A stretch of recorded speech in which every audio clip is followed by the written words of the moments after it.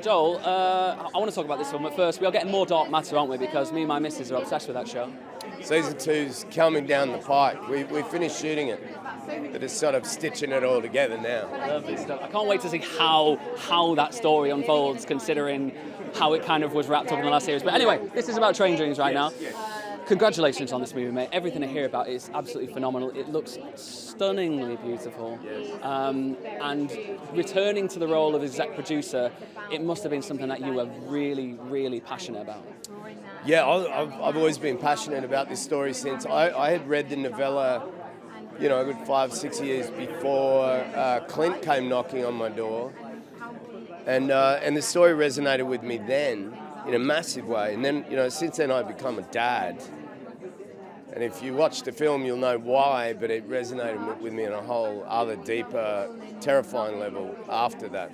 Congratulations, mate. I became a dad as well in the last year, and I found these kind of stories really speak to me now because they make you feel so much, and you feel like that veil between, I don't know, how you control your feelings is so much thinner when you become a father in a way. Like, you have access to so much. Different kind of love and a different accessibility for your possibilities of murdering other people, like in protecting your kids. yeah, without a doubt. But also, I think the film makes, well, for me, I always talk about my own experience, made me, when I saw it all put together, it makes me want to just be with the people that I care about.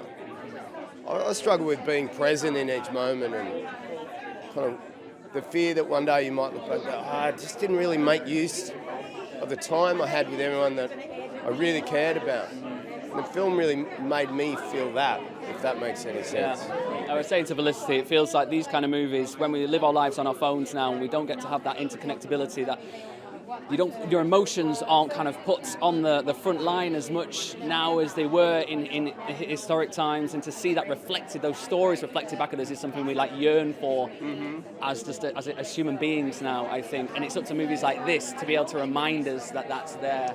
Yeah, and also remembering that, you know, for now anyway, tonight and all these festival screenings and so on, still that one chance for us to be in a place and turn our phones off.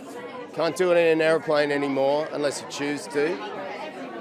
Where you just put everything away and just like allow yourself to be taken somewhere else without geographically going anywhere.